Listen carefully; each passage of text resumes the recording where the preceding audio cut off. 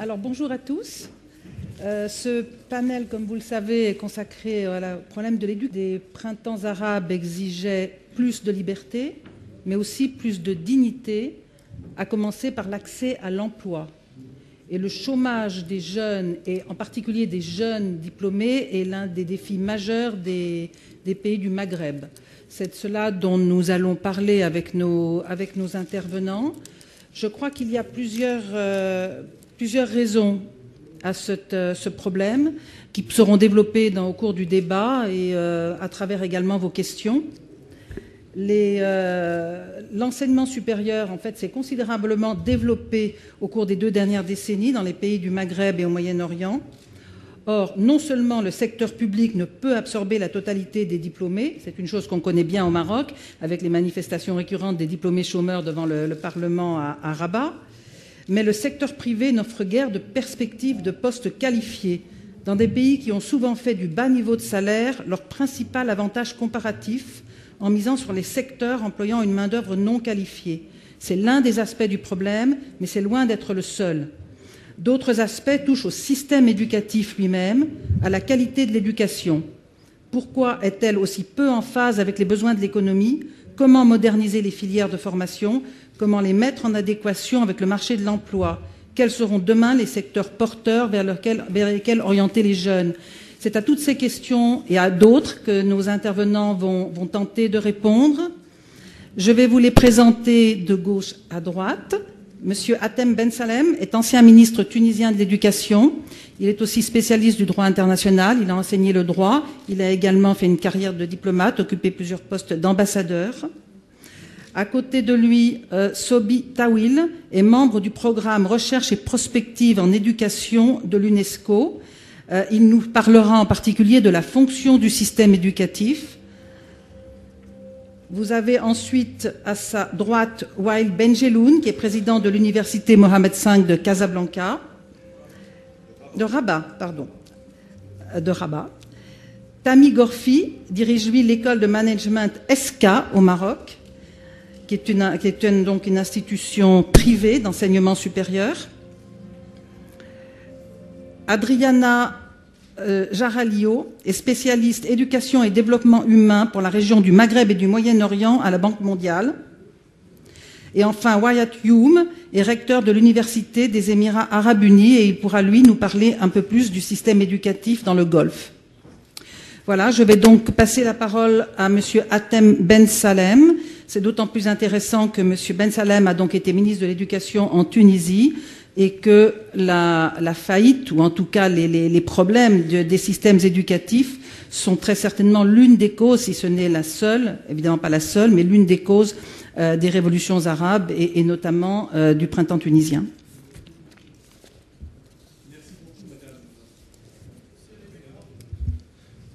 Merci beaucoup, Madame Lagarde. Je suis très heureux d'être ici à Tanger et en présence de tous ces jeunes à qui, j'espère, l'avenir promettra beaucoup de choses. En tout cas, je le souhaite le meilleur.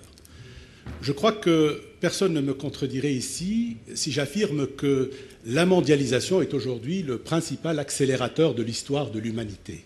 Et à ce titre, nous sommes en train de vivre un monde divisé en deux, pas systématiquement entre riches et pauvres, mais entre deux catégories d'États, de nations, celles qui assimilent et qui mettent l'innovation au cœur même de leur politique de développement, et les autres nations qui consomment, qui suivent et qui font en sorte d'être là sans véritablement d'influence directe sur le cours des événements internationaux.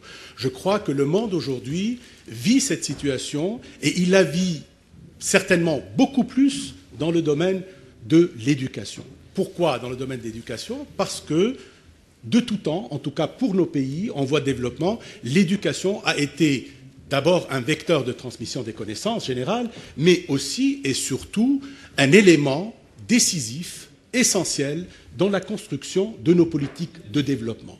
Or, que constatons-nous aujourd'hui dans le monde arabe, plusieurs pays?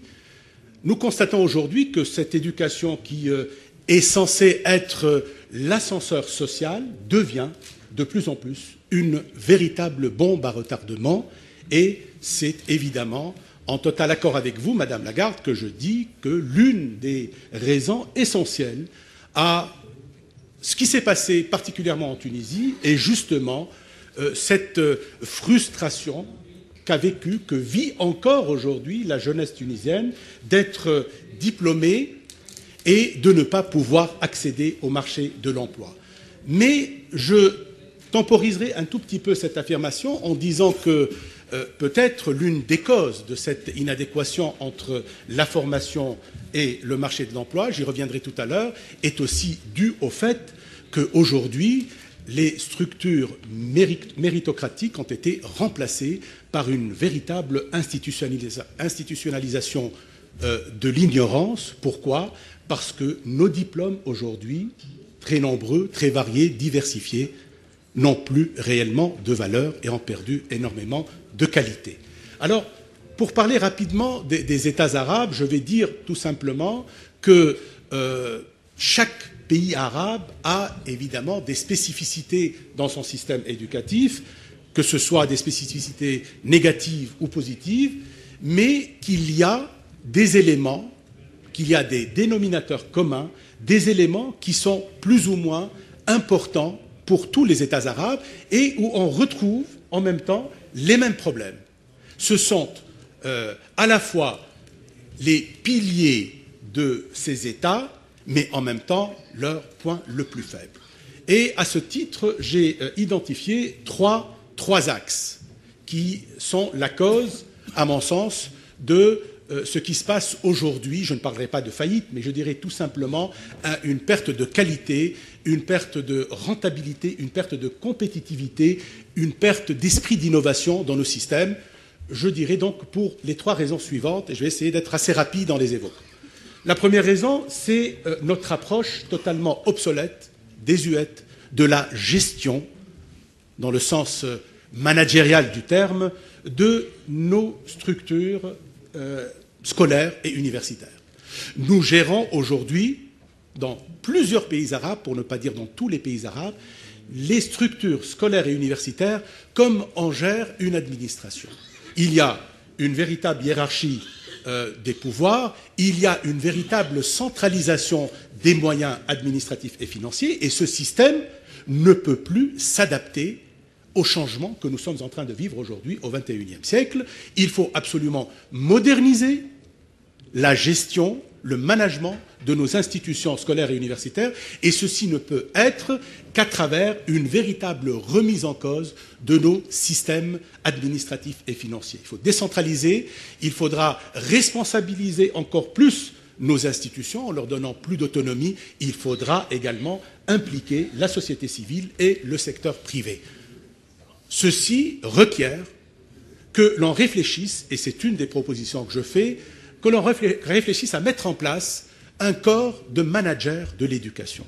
On ne peut pas aujourd'hui accepter qu'un professeur d'université soit en même temps le recteur et le doyen, parce qu'il ne pourra jamais gérer, même s'il a son secrétaire général. On ne pourra pas aussi accepter aujourd'hui qu'un professeur de physique ou un professeur d'arabe ou d'instruction civique soit le directeur d'une institution scolaire de 2000 élèves. Et idem pour les instituteurs dans les écoles primaires. Voilà le premier axe où il y a vraiment une véritable stratégie commune arabe à mettre en place. Deuxième axe, beaucoup plus important, c'est celui de la réforme des enseignements. Est-ce que vous savez, je sais qu'il y a beaucoup d'étudiants aujourd'hui, est-ce que vous savez que le monde, en tout cas le monde du savoir, est en train d'évoluer très rapidement et que, de l'autre côté, nous sommes en train d'utiliser les mêmes programmes, nous sommes en train d'utiliser les mêmes systèmes pédagogiques, nous sommes en train de pérenniser une sorte de comportement où l'intelligence, l'innovation, la curiosité ne sont pas de mise. Et là, c'est un véritable handicap, c'est une condition rédhibitoire à l'évolution de nos systèmes éducatifs. Aujourd'hui, où le monde est tellement ouvert, où il est tellement facile d'accéder à la connaissance, nous sommes en train de perdre des pans entiers de notre capacité à nous adapter à ce monde en mouvement. Il faut donc qu'on réfléchisse à une stratégie d'accès à la connaissance. Ceci ne peut être que par une meilleure assimilation, une meilleure intégration des technologies de l'information et de la communication. Aujourd'hui, dans tous les pays européens, aux États-Unis, au Canada, dans plusieurs pays asiatiques, les tableaux interactifs, les solutions pédagogiques numériques sont au cœur même de l'enseignement. Dans nos pays, il est tellement difficile, et j'en sais quelque chose, de faire bouger l'establishment et de faire en sorte que ces technologies de l'information et de la communication puissent être au cœur même de nos systèmes éducatifs. Il nous faut absolument, dans les 5 prochaines années, intégrer ce monde numérique, ce monde digital, et ceci est à notre portée, parce que nous avons, et c'est ça la fierté des États arabes, et je parle particulièrement du Maghreb, nous avons des profils d'élèves, d'étudiants qui sont au top de ce qui peut exister dans le monde, mais qui ne trouvent pas réellement le cadre et les institutions et l'encadrement pour ce savoir. Troisième axe, et je finirai là, le troisième axe, c'est aujourd'hui notre propension à vouloir sortir des diplômés, à vouloir diversifier les baccalauréats, à vouloir faire en sorte que tout le monde puisse accéder à l'université. Le droit à l'éducation est un droit inaliénable, c'est un droit imprescriptible. Mais le droit à l'éducation ne devra pas être un handicap à la qualité ou une remise en cause de la qualité de l'enseignement dans nos pays. Ceci est d'une importance capitale. Il faut absolument que, dans les prochaines années, une véritable adéquation entre la formation scolaire et universitaire et les besoins du marché de l'emploi puissent se mettre en place. Je termine en disant que si l'éducation est aujourd'hui un véritable vecteur de développement, il ne faudra pas perdre de vue le fait que si cette éducation ne correspond pas aux besoins de la société, cette éducation va être un véritable handicap et va faire en sorte que encore et encore, un cycle d'instabilité s'instaure dans nos pays. Merci, madame.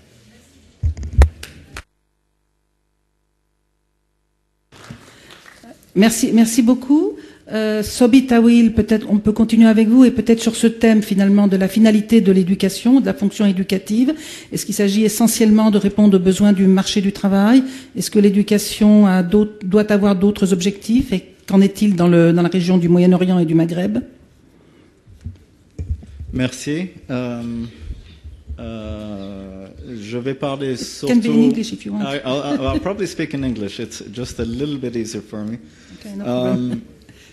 I'll speak with reference particularly to the North African countries and the Maghreb, simply because I know the region a little bit more, and there are some commonalities, although there are differences in economic models and political systems between the countries. There are some important commonalities for questions of education. I'd like to just raise a couple of questions and then perhaps a proposal at the very end.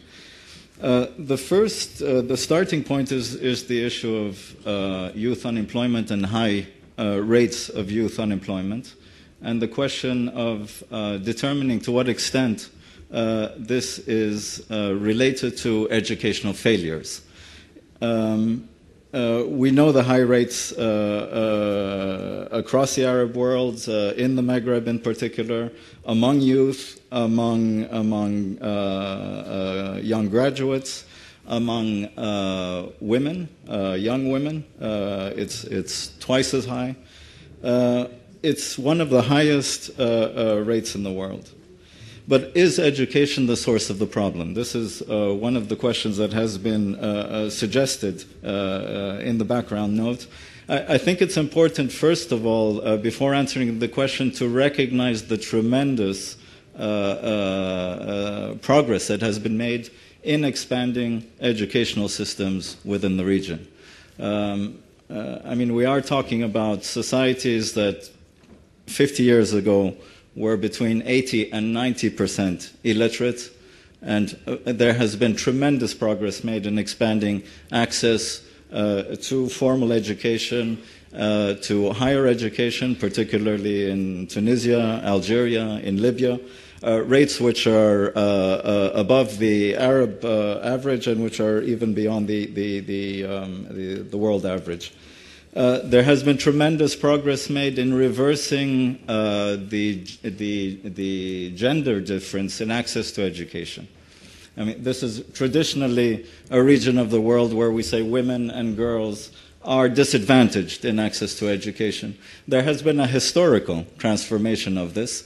This is still perhaps not translating into the world of work, into other areas of participation.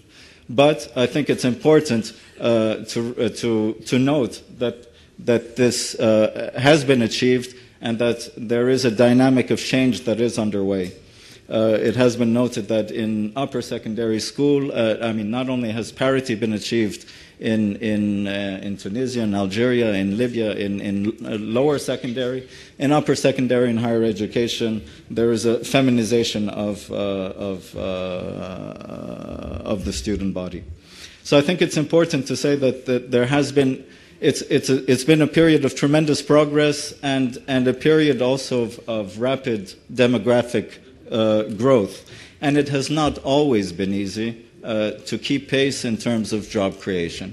So I think there is a first point to just acknowledge this historical expansion of the systems at a time when demographic rates of growth were relatively high. Secondly, there is a question of the structure of the economies. I mean, if we look at the correlation of rates of unemployment and levels of education, there is almost a positive correlation for Algeria and Morocco that the more educated in terms of years of education, level of educational attainment, and the probability of being unemployed. Now, what does this tell us? It cannot only reflect on the poor quality or relevance of the educational system. It also tells us something about the labor market and the structure of the economy. So I think it's only fair to say that you know, the issue of youth unemployment and graduate unemployment is not entirely an issue that is to be attributed to the education system or to the weaknesses or failures of education and training systems. In addition, and I think it has been mentioned, that in securing jobs, like in other areas of the world, education is not a clear and direct investment in human capital at the individual level. Securing a job also requires being in the right networks, having social capital, and this is not. This is an important characteristic in securing a job that is not acquired necessarily through public education. Now, finally, there is an issue of the quality and relevance of education and potential mismatch with the needs of the labor market. I'm not an economist and not a specialist on you know, issues of vocational training. I would say there is a basic issue about the quality of basic education, of what is not actually acquired sufficiently well in the course of basic education, in terms of language competencies, communication skills, the basics upon which one can build and one can learn. Having said this, and just to be a little bit provocative, many have referred, and there has been a stigma of education in the Arab world of being of poor quality, of having a quality deficit. The Arab Human Development Report recognized, I think in 2002, 2003, that this was one of the major challenges. It's true that the Arab countries that do take part in international testing of in mathematics, science, reading skills, it's true that all the Arab countries actually rank quite low. However, it's quite surprising so a system stigmatized of being of poor quality, relying on rote learning, on memorization, little development of critical skills. But then here we have the Tunisian revolution. Here we have the Egyptian revolution. Here we have young people who are able to access information, to process it, to position themselves, to mobilize, to develop a social consciousness, and all that actually is probably a set of skills acquired outside of the formal school system. And that is, I think, a very important observation about the current Arab Spring in terms of implications for education, and that learning does not happen, and very important learning does not only happen within the formal education system. Some have said that the failures of the Arab education systems in terms of quality, in terms of translating into employment, are one of the causes of the Arab Spring. I would say that one could turn things around and say the successful expansion of basic education opportunities is probably one of the factors that explain why we have the Arab Spring. It's true that in the background there is raised awareness, there are frustrations. There are raised awareness, there are new hopes, there are expectations and frustrations when they are not achieved. But Can I ask you to conclude? I shall conclude.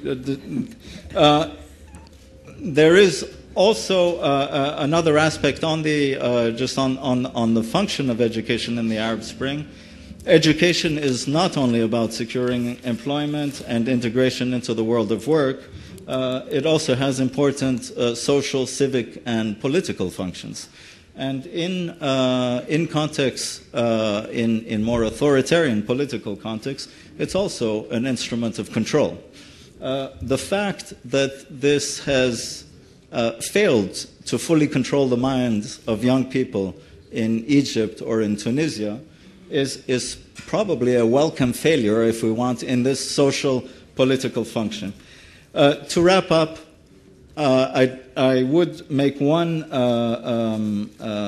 recommendation, and this is based on my experience working here in the Maghreb from the UNESCO office in Rabat.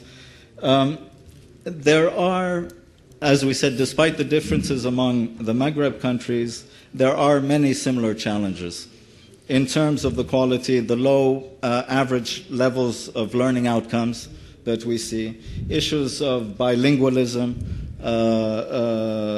vocational training that needs to be modernized and developed.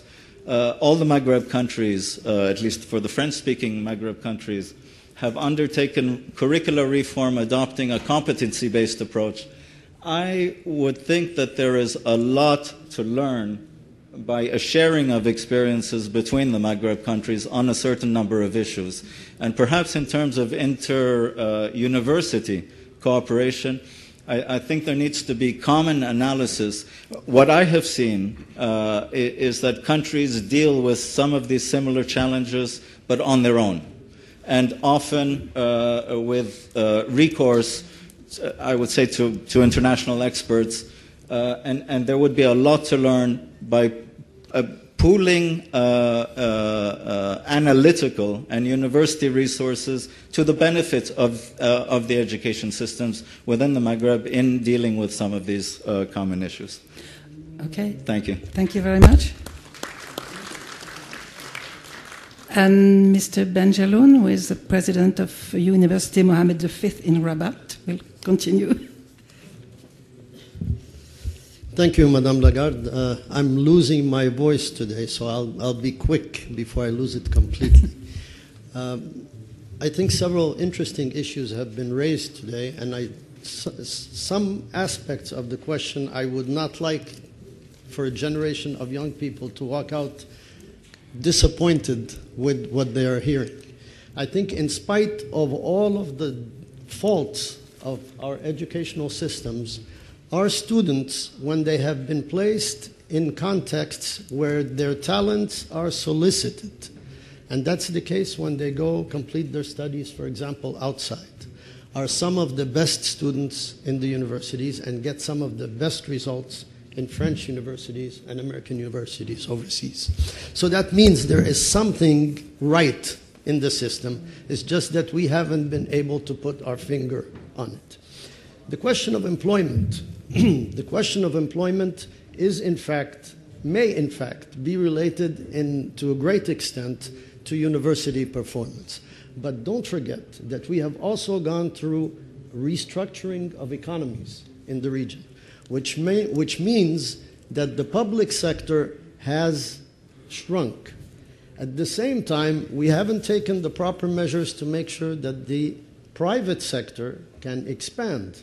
So you couple the three factors of a small private sector, a shrinking public sector, and a university education that's not adapted to the situation, and you can understand why some of the paradoxes that we are seeing in the region are so important. If we look at Algeria, and Algeria, we can look at Morocco, but Algeria, the numbers are more striking. In young people in Algeria, Algeria is a country that has almost 100% scholarization. In Algeria, 46% of young people between 15 and 25 are unemployed. So it's not a question of simply expanding the system. And in fact, most of the reforms, and I speak under the control of a minister, most of the reforms have failed miserably. And they have failed because they have addressed, we've spent a lot of money. There's been a lot of money invested in education, and economists tell us that we have spent too much money on education without good results. But economists know cost. They don't necessarily know value. In education, we are supposed to know value. The money that has been spent on the reforms has led to an expansion of the system, and I think that's been mentioned. We have been very successful in expanding the system. We have not been successful in raising the quality of the system. And that means that we have to start thinking in terms of the future now. We know the past, we know the present. It's time to start thinking about the future, because the Arab Spring, in fact, is a question of education and dignity, yes, but don't forget that education also leads to better health, it leads to the inclusion of women, it leads to better care for the environment, more awareness of energy problems, and more awareness of where we are going with society. So all of these things, I think, have to be taken together to look at what can be done in the future. In the future, reform can no longer be top-down. Reform in the future has to take into consideration, yes, the university context, specialist context, but it has to take into consideration parents, NGOs, students. You reform with people. You don't reform against people. You don't reform in spite of people. Everybody has to be on the same bandwagon if we want to go further with our educational system. We should personalize systems. So far, all our students have been in cohorts, going in the same direction, very little specialization, very little expression of personal interest, very little initiative, personal initiative. Initiative is what leads to innovation. Initiative is what leads to creativity. We do not encourage our students to be creative. We do not encourage our students to problem solve. All educational systems that have succeeded have been based on problem solving. We can no longer give people information. In the last 50 years, we have developed more information than the information we have developed since the beginning of mankind.